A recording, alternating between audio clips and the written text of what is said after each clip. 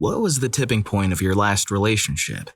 We moved into a house together and things were a little on the rocks, but I figured I could work a little harder and she would too. I had my doubts as she was a control freak and really only took what I said about things at face value. Really saw that later on after we split. We had a huge fight about the living room paint color. She said it was just awful and couldn't put up with it. We went round and round about it for a week or so until I finally just decided I could concede in this one, but that I got to choose the bedroom color. She described it as a cream color, but like adding too much creamer to coffee. Disgusted was her word for it, I want to say. Anywho, I'm standing in the paint aisle on my day off and utterly exhausted from a week of work and remodeling. I'm tired as hell. She's combing through the paint swatches. She finds the color and we get it mixed. We end up in an argument in the car, so I'm opting for bed and she wants to paint. I told her it is better to do it during the day so we can open the windows and let it air out better. It was currently raining and I didn't want watermarks. It escalated and grew until she finally got so pissed that she left. I decided to be nice and start painting the opposing window wall to at least show her I heard her thoughts. I got it all mixed up and dipped the roller. I rolled over once and it all hit me at the exact same time. I was sick of her and her controlling attitude. I was done feeling like a jerk for things I didn't do wrong. I was tired of living her dream life. You know what hit me? That paint was the exact same damn color as the wall. Sounds to me like she was just power hungry. Story 2. He was an angry, emotionally cruel person. Of course, our relationship didn't start that way, but once it gets to its max, holy cow, you were in boiling water that you didn't even realize was heating up. We were engaged and I kept putting off wedding planning. One day I came home and we started talking about kids. I've never felt that I really wanted to have children, but more thought of it as a thing I might do if my spouse wanted them. Well, he started talking about it and I realized, I never ever want to have your child. I examined that. Why? Because I was absolutely miserable. And it had happened so subtly I didn't realize it, but hearing him talk about our future children made me realize that this person made me so miserable I couldn't even stand to think about our future together. I moved out that night. 6 years later, happily married to another person. Happily child-free. No regrets. It was the best decision I've ever made. Story 3. I was married for 11 years and the last couple of them I had suspected he was cheating. I'm not going to bore you all with the details and skip to the tipping point. Valentine's Day of 2022, he called and said he had to work late so we wouldn't be able to go to dinner as planned. I was crushed, but accepted it and stayed in with our 2 small sons and watched The Lion King. The next morning we're getting ready for work and he asked me to go into his car and retrieve his iPod so he could charge it a little bit before leaving for the day. I went into his car and didn't immediately see it anywhere, so I searched, and when I reached into the pocket in the back of the passenger seat, I found a Valentine's Day card from a woman. I walked back in and just held it up and he went totally pale. He didn't even argue, just walked out the door. I moved out to my sister's house that day and filed for divorce the following week. I've dated here and there, but haven't gone serious. I'm not gun-shy or angry at man, I just felt improving myself and being a mother to my sons is what I wanted to do. Damn, not even an apology. What a sad excuse for a man. Story 4. Our relationship had been deteriorating for some time, and to make a long story short, during the beginning of her junior year in college, she broke up with me one night after being upset that I didn't invite her to a party. The thing is, she had known for over 2 years at that point that there's a party at my rugby's team house literally every Saturday night, and she was regularly there almost every week for the past 2 years without needing some sort of invitation for myself, and being that I'd passed out from drinking before 4 in the evening, I wasn't really up and at it at the time. Regardless of any of the details, she came into my room where I was passed and started yelling about how we were done. She grabbed my keychain and took the key that opened the back door to her house and left. Me being kind of fed up to begin with at this point, kind of shook it off and determined that it was probably the best for both of us. The next day I went on with my life as a person who was no longer in a relationship. Apparently this wasn't the case for her though. She was expecting that I would come back and apologize and try to get her back. About 24 hours after she told me we were done, she came to my house and came upstairs to where me and a few of my teammates, including a few who were in their first 2 weeks of college, were just hanging out. She, visibly buzzed at this point, started yelling at me. So we went out in the hallway and I simply said that she had broken up with me the day before. She stormed downstairs and I assumed left the house and went back to my teammates. Moments later, we heard a huge crash from downstairs, so I went downstairs and saw her throwing and turning over everything on the first floor of my house. I had zero idea how to deal with this. So I kind of just stood there in awe. There wasn't a single thing that wasn't nailed down that she hadn't thrown across the room. It was the most efficient storm of crap throwing I've ever seen. Story 5. 2 months after my 17-year-old son passed away in a car crash, he told me his loss of life was my fault because I'm such a witch. Then, 6 months after that, I don't even remember what we were arguing about, but it was heated. I'm sure I mentioned to him how awful I thought he was to have said that about my son. He went into the kitchen and made himself a plate of food for dinner. I was cleaning up my things in the house and he saw me, and to tell you the truth, I don't even know what triggered him. He threw his plate of food on the ground. Upon seeing this, I about-faced and headed to our master bathroom. While I was trying to lock the door, he burst it open, hitting me in the arm and head, knocking me down. He froze. I got up and locked myself into the water closet and sat on the toilet completely paralyzed with fear, trapped, no phone. He tried to break the door down.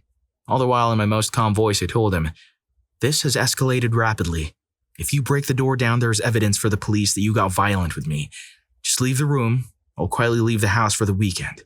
Nope. I saw his hands reach underneath the door as he tried to pry it open that way. Well, crap. What do I do now? No time to think. He picked the lock and opened the door. I about crapped my pants in fear. He picked me up by the arm and tried to embrace me, saying how sorry he was. I walked away from him, packed a suitcase, and went to a hotel for the weekend. When people ask me why I left him, I just say, he crossed that one line, and that's all you need to know. Story 6. I recently moved in with a guy who had moved across the country to make a go for it with me.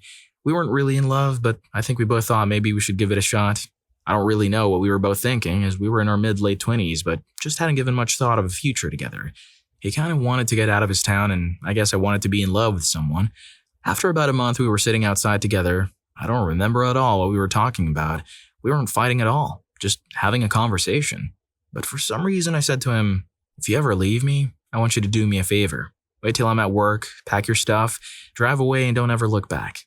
I knew deep down it wasn't working out, but it was said in a kind of a kidding or not kidding sort of way. A few days later, that's exactly what he did. It was the best thing he ever did for me. A year or two later, I met my husband and have never been so grateful to be dumped. Story 7. Got really sick last March out of nowhere, and doctors initially thought it could have been colon cancer. I was only 23, so this obviously had me shaken to my core. They expedited everything, and a week after I first went in for my symptoms, I was getting put under for them to take a closer look and get biopsies. Girlfriend knew what time the procedure was and roughly how long it would last. When I came to, I turned my phone on and was blown up by friends all over the US and the world, so middle of the night for them, asking me what the results were and how I was doing. No text from girlfriend. About an hour later, she texted me saying, "Are you freaking serious?" And I asked what she was talking about. She responded that someone dinged her car door at work. I didn't respond. She then asked me how the procedure went and what the results were. She knew I was upset and said she figured I'd just tell her later. With my symptoms, the doctor told us if it was colon cancer, it would have to be pretty bad at this point, but yet she was fine with waiting an entire day to hear how it was. Luckily, it wasn't cancer. I broke up with her not long after. Turns out the real cancer was her. Anyway, since you're already here, please don't forget to hit the like button and subscribe to my channel so you wouldn't miss out on any of my future uploads. Now let's get back to the video. Story 8. I realized I was a doormat going nowhere. We were together 4 or 5 years since high school, and I did absolutely everything for him. I'm not kidding. We lived with my parents for 2 years, and he talked to my parents maybe 5 times all up. If I didn't bring him food, he didn't eat, and it was my fault. Also, we weren't intimate for months on end, and when we did, he absolutely hated it, which was a huge blow to my self-esteem. If I accepted a longer shift at work, I'd come home sore and exhausted just for him to get mad at me for making him hungry. For most of the time living together, he didn't have an income. He was later put on unemployment, so I paid rent for the both of us. Once he got unemployment payments, he wouldn't let me touch any of it. I'm talking if I asked for $20 for groceries, he'd get pissed at me for spending all his money. Anytime we argued, he'd go silent for days. Like no matter what the situation was, I'd end up apologizing because I couldn't take the isolation in my own bedroom. And then he wouldn't talk until he felt like it, which could have been days later. I started getting depressed about it all, thinking I was going to have to spend the rest of my life with him or else he'd end himself. And how trapped I felt. The tipping point was when I felt like I could make him proud. He never complimented me. If I put on a cute dress and said, "How do I look?" and get back, "I don't know," on a good day, or stop asking me in a bad one. By combining his 2 favorite foods.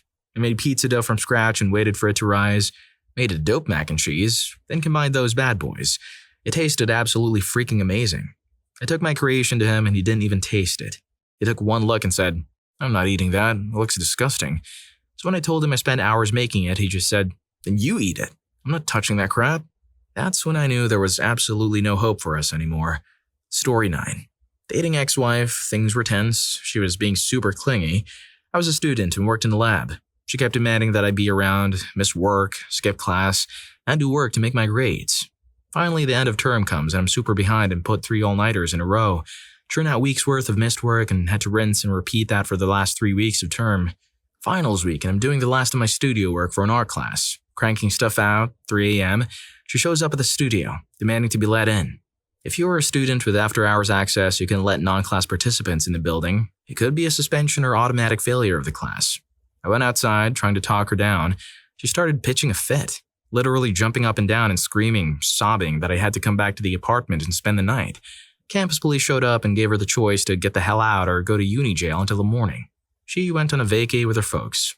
I was supposed to go along, but I asked my boss to call and leave me a message on my answering machine saying I had to cover for someone and that my job depended on it. I checked the message. Yes, it was an answering machine. It was the 90s. And she heard it and told me I should quit my job to go on the trip. I refused. I left and it was like a vacation, just not having to worry about keeping her happy. I knew it was over. She was supposed to be back on Sunday, but convinced her folks to come back a day early. I was out at the state park, mountain biking, and when I got back to my apartment, there were 60 messages on my machine that went from, "Hey, we're back," to, "Where are you? You suck. I'm heartbroken." All the calls were in a 3-hour time frame. I went over and broke up with her. So I'm stupid. A year and a half later, she'd chilled out. She had issues with endometriosis and ovarian cysts and got in BC. It was like she was a different person. We got back together, married, and had a kid. She got a bad case of postpartum and things got weird. She woke up one day and it was like it was the reason for all the bad things in the world. I tried to get her to go in counseling. My kid was about to turn 3 and I'm struggling to work it out with her. She kept refusing to go to family counseling. All of a sudden, she wants to know how to change her password on her email on her computer. Come to find out, she had a secret account and is chatting up some dude from out of town. I tried getting an intervention like a thing with her parents. No go. We split. And a year later, dude moves to our state and I just let it go. 4 years later, I met a girl. We started dating. After a couple of months, we decided to give cohabitation a go. Come to find out, she has way more resources than I do. She throws down a gigantic deposit in a huge house that I can't afford my 1/4 of. We have a talk about that. She convinces me that it was just some cash she had from real estate deals. It was the last 2 years leading up to the crash, which seemed plausible. I got invested with her in the house. The contract protected me as long as she got anything back from the lease to purchase deal we had. She had put over $250,000 down in this $700,000 house. Who walks away from $250,000? A crazy person, bent on crippling you financially so you're dependent. That's who. She gets me stuck, I lose all my savings, makes me choose to move to another state with her or be homeless. I go with her just to get some breathing room to figure things out. I lost my job due to massive layoffs. 3, 4, 6 months go by, and I still have no job. I'm nearly completely out of money and state unemployment is being weird about my benefits. I eventually get those straightened out. She wants stuff remodeled in her house in the other state. She's buying trips and taking me and my kid to California, going to Disney, other states, going to all these fabulous places, but treating me and the kid kind of poorly, and it gets worse, more demanding, and more cruel. Finally, we go to Disney World in Florida. She has a fit and starts screaming and yelling at my then 8-year-old kid. It feels horrible and basically shuts down for the rest of the day. Won't talk, will barely eat. I confront her and try to intervene, and she threatens to strand us 800 miles from home, sell our airfare and kick us out of the hotel. We got back, and I've been stocking cash for my unemployment that was being directly deposited in an account she didn't know about. She starts going out of town for a job she decided she wanted. She really didn't need to work, leaving me cash to buy the stuff for the renovations and money to live on. I basically go on the healthiest diet I can for $7 a day and save the rest. Anytime I could return something, or if I had overage, I would return it and stockpile the cash. The last week, she's gone. I finished all the work, stored all my stuff in the local storage facility, and called the cops to be at the door at a certain time that Friday. Luckily, the plane is on time. We get back to her place. She figures out something is up when all of my stuff has gone out of the garage. First, she starts pleading with me, telling me she'll write me a check if I marry her, buy my kid's college, a car when he turns 16, and take care of everything we ever need. She shows me statements from multiple accounts that total over $40 million. When I refuse, she threatens that if I leave, she'll throw herself down the stairs and report me. I open the door and there's the city's finest, waiting. I point out to the cop that she's in perfect condition, get in my car and prepare to drive off. She throws her Panasonic Toughbook so hard, it hits the wheel on my truck and it shatters. Shatters. I've seen these things drop from 20 feet and survive. She proceeds to yell and scream, lunging over the cop car and takes a half swing at the cop. He gives her the choice of going inside or going to jail. Cop follows me off to the interstate and pulls me over. Comes up to the truck and said, "Dude, when I got this call, I said to myself, what kind of guy can't just break up with a girl? But man, you did the right thing. That girl is crazy. I never seen anything like that. A cop in a major U.S. metropolitan city. The shenanigans continued for a few weeks until I finally changed my phone number. Jesus. She's crazy. Story 10. I had this moment, lying in the bed, listening to some music in my room while the sun was setting. The city buzzing away below us after a long day, and I felt this wholesome feeling, like I knew where I belonged. And right then and there, he looked at me and said, "If you ever leave me, I'm gonna make your life a freaking hell." Guess I belong far, far away from him. As to whether he actually fulfilled his promise, the breakup was ugly, as expected, and painful.